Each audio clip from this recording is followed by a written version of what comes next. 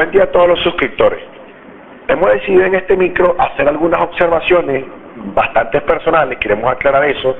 Estas observaciones no son de carácter institucional, ni están en ningún manual, simplemente son observaciones que hemos detectado en una gran cantidad de documentos que nos ha tocado la tarea de calificar.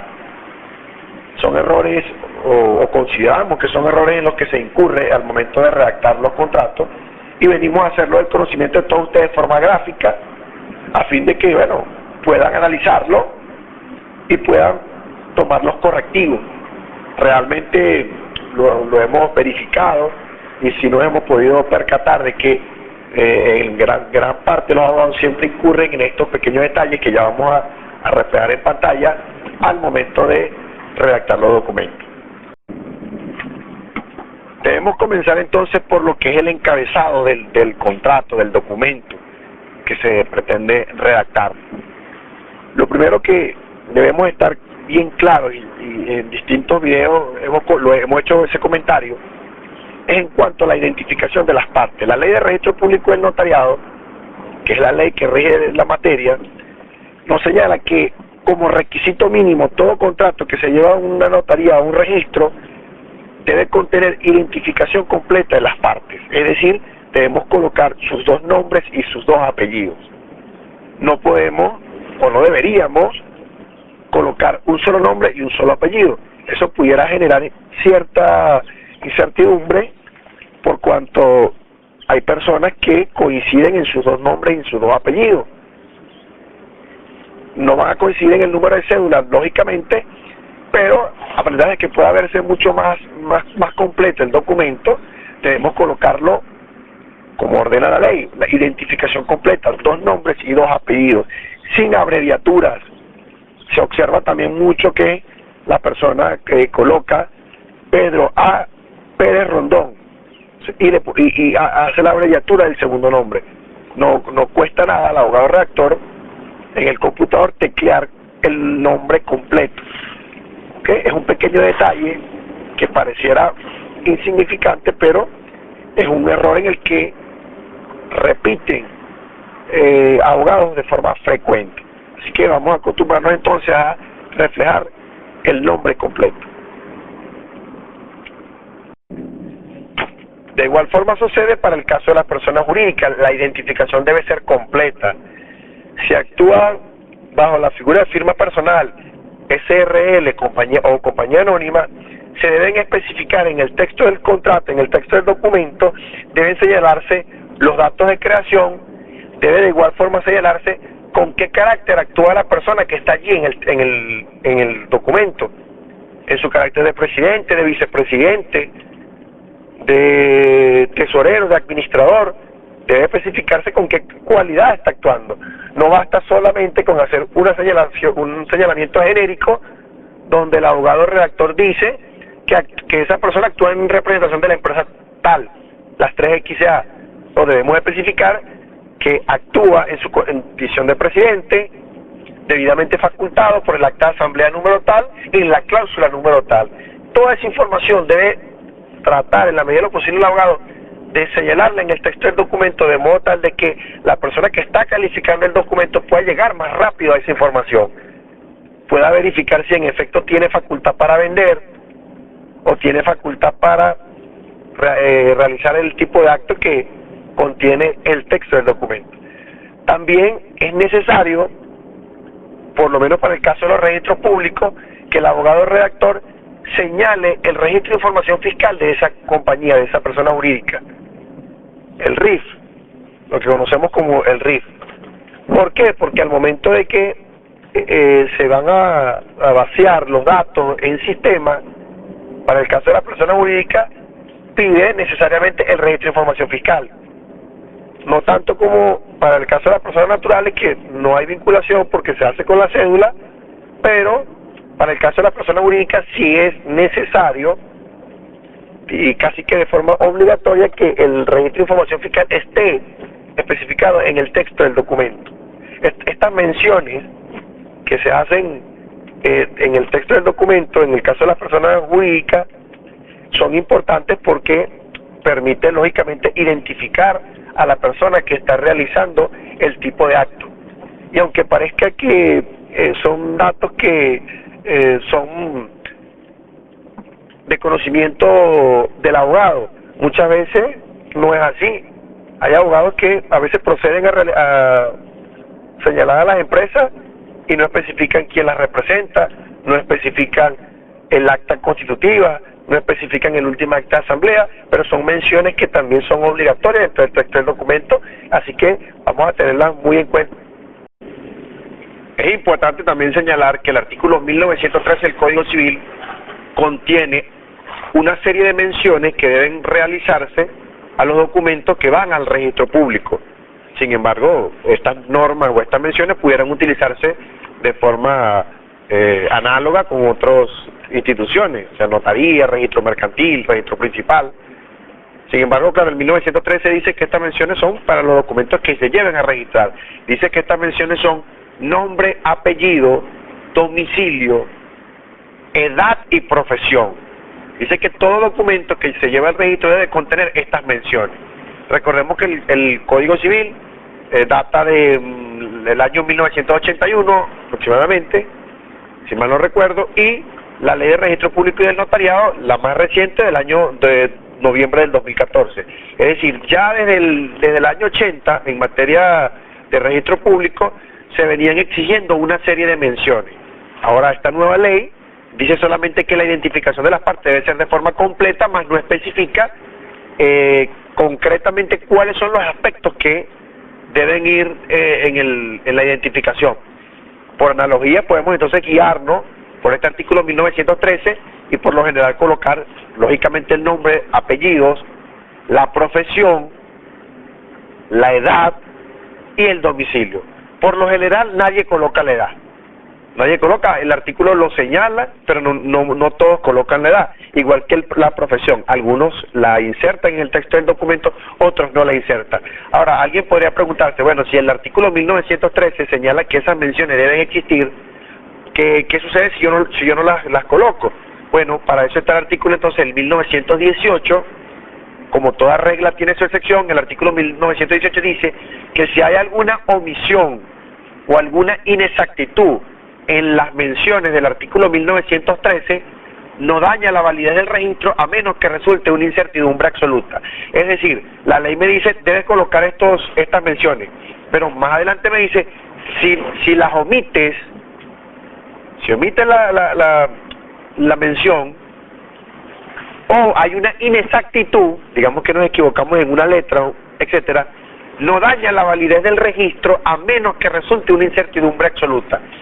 Por ejemplo, si colocamos un número de cédula erróneo, así sea un número en el que nos equivoquemos, por supuesto que ese número erróneo me crea una incertidumbre, porque ya no me va a dar en el sistema, cuando yo teclee ese número de cédula, no es la misma persona. Entonces sí me crea una incertidumbre, por supuesto que podría negarse el documento por esa razón.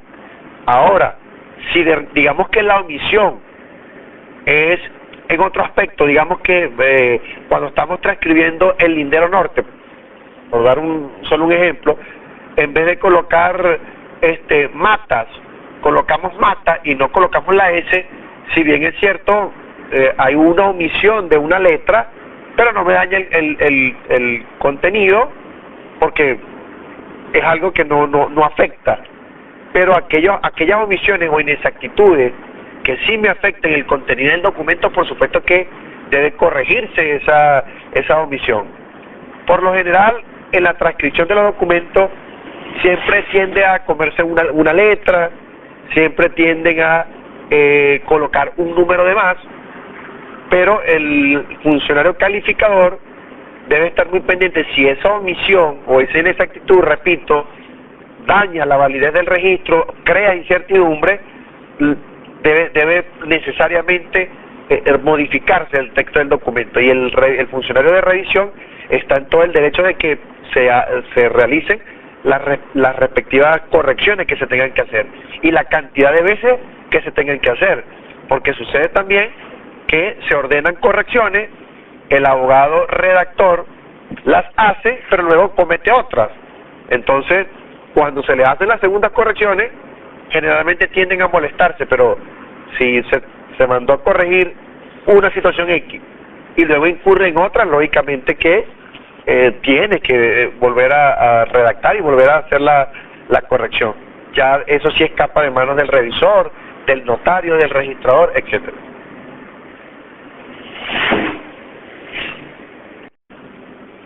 Para el caso en el que el contrato, el documento, también sea encabezado por apoderado, también tenemos unas observaciones, y serían específicamente las siguientes. Si se realiza la operación a través de apoderado, primero, en materia de registro público, nos señala la ley que el poder debe estar registrado. Si el poder se confirió vía notaría pública, el redactor debe primero solicitar la inscripción, es decir, debe registrar el poder y puede hacerlo en cualquier jurisdicción, no necesariamente tiene que ser en el lugar donde se va a dar la operación, lo puede inscribir en cualquier oficina de registro a nivel nacional. Eso hay que tenerlo muy en cuenta.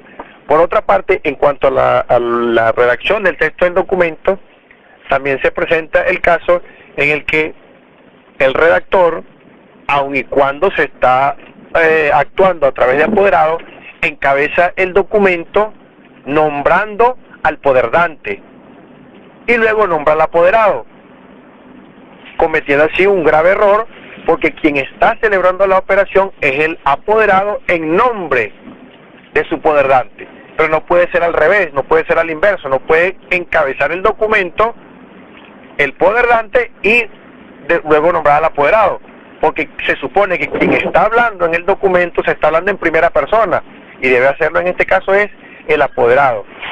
Es decir, debe iniciarse el documento, o debería iniciarse el documento de la siguiente forma: yo, Pedro Pérez, abogado en ejercicio, inscrito en el ICSA bajo tal número, actuando en este acto en nombre y representación de tales personas.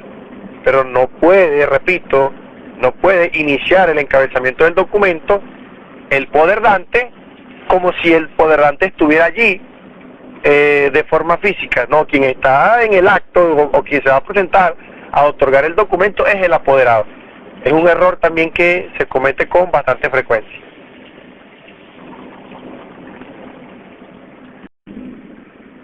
Tenemos también el caso de la pluralidad de otorgantes, es decir, cuando son varias personas quienes deben encabezar el documento. El abogado redactor debe tratar en la medida de lo posible de que el documento se vea de forma ordenada, que el documento sea de fácil lectura y, de ser posible, utilizar la mayor cantidad de técnicas de redacción que permitan que cualquier lector pueda de forma rápida e inmediata imponerse del contenido que ese documento o ese contrato lleva implícito. Realmente no se justifica que una persona deba leer 3, 4 veces un contrato para poder entender su alcance, algo que debe ser de lectura directa. Por ello es importante una redacción coherente y que no sea de forma repetitiva, tratar en la medida de lo posible de ir directo a lo que realmente el abogado redactor persigue. Entonces, de esta forma, vemos cómo en el caso de la pluralidad de otorgantes se presenta mucho una situación. Por ejemplo, necesitan mencionar 7 otorgantes. El abogado redactor comienza, nombra un otorgante, Pedro Pérez, y pasa inmediatamente a identificarlo de forma completa: venezolano, mayor de edad, ingeniero, titular de la cédula número tal, domiciliado en tal lugar. Posteriormente pasa a identificar el segundo, Juan Mendoza, y luego comienza de nuevo titular de la cédula de identidad número tal, estado civil, domiciliado en tal parte, etcétera, y así van con todo. Esto generalmente lo que implica es hacer un documento muy largo, porque pudiéramos reducirlo, hacerlo un poco más fácil, y pudiéramos nombrarlos primero a todos: Pedro, Juan, María, hacer el encabezamiento nosotros, todos los nombres, y englobar la identificación. ¿De qué manera? Venezolanos, titulares de la cédula de identidad, se colocan la cédula de identidad y finalmente se le coloca en su orden o respectivamente.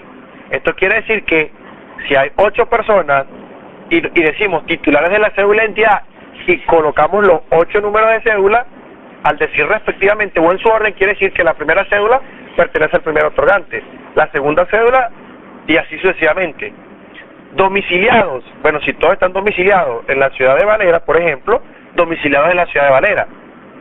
Y así sucesivamente. Esto nos evita tener que por cada otorgante hacer toda la identificación completa, porque si no tendríamos que colocar 8 veces venezolano, 8 veces la palabra titular de la cédula de identidad, cuando haciéndolo de forma resumida podemos colocar entonces todos los nombres en el encabezamiento y luego proceder a hacer el resumen de la identificación. Venezolanos, solteros, si es que son todos solteros, pudiera darse el caso de que de repente los 7 primeros sean solteros y el último es casado, y se puede colocar entonces en ese caso solteros, el último casado. ¿Esto con qué finalidad? Con la finalidad de no hacer el documento tan largo. Un error muy frecuente es también al momento de señalar la oficina ante la cual se está realizando la operación. La terminología para el caso de los registros públicos, la terminología registro subalterno es un término que ya dejó de tener vigencia. Con la ley de registro público del notariado, si mal no recuerdo, la ley del 2001, es una ley que pasó a dar otra denominación a las oficinas, y lo que anteriormente se conoció como oficina subalterna, actualmente es registro público. Y como registro público debe mencionarse en los textos del documento cuando se va a referir a la oficina de registro público. Hay uno le llaman inmobiliario, otros le llaman subalterno, pero realmente el término que debemos utilizar actualmente es el de registro público. Eso es como que siguiéramos utilizando la terminología Bolívar es fuerte cuando era en un lapso transitorio. Para el caso de la denominación registro público, es a partir de la ley, repito, si mal no recuerdo, la del año 2001, donde se le comenzó a denominar como registro público, y así debemos hacerlo en el texto del documento. Ahora, cuando estamos haciendo la operación y vamos a citar que el inmueble se adquirió en el año, digamos en el año 1980, ahí sí puede admitirse que se le llame registro subalterno, pero haciendo la mención en el texto del documento diciendo en el otrora o en el anterior registro subalterno o registro público. Es válido. O pudiera también aceptarse de que usted se refiera a la oficina del año 1980 como registro subalterno, porque esa es la denominación que tenía para ese entonces, pero actualmente debe señalársele como registro público. Hay una palabra allí, que es una recomendación que siempre le hemos realizado a los abogados redactores y le hemos hecho a través de los trípticos informativos del registro y con mucha frecuencia también en la radio, es tratar de no ser redundantes, ¿ok? Hay documentos en los que usted quiere hacer referencia al registro y dice, lo aquí vendido, lo adquirí por documento registrado en el registro, ¿ok? Entrando entonces así en redundancia, registrado en el registro, notariado en la notaría. Podemos entonces, el abogado redactor puede perfectamente utilizar cualquier sinónimo, cualquier palabra que evite esta redundancia, porque realmente no suena bien registrado en el registro. Por documento registrado en el registro, no suena bien. Pudiéramos entonces sustituir esa frase, y así lo hemos recomendado, pudieran sustituirse por lo aquí vendido me pertenece por documento inscrito por ante el registro, o por documento asentado en el registro, pero registrado en el registro. Realmente es muy evidente la redundancia. Si bien es cierto, el documento está registrado y es en una oficina de registro, pero al unir esas dos palabras, realmente entramos en redundancia. Utilicemos otra terminología, anotado, inserto, inscrito, para que pueda sonar de una mejor forma.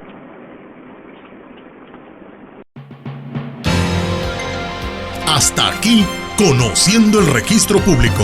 Los esperamos el próximo martes a las 4 de la tarde por Quebradeña 97.5 FM.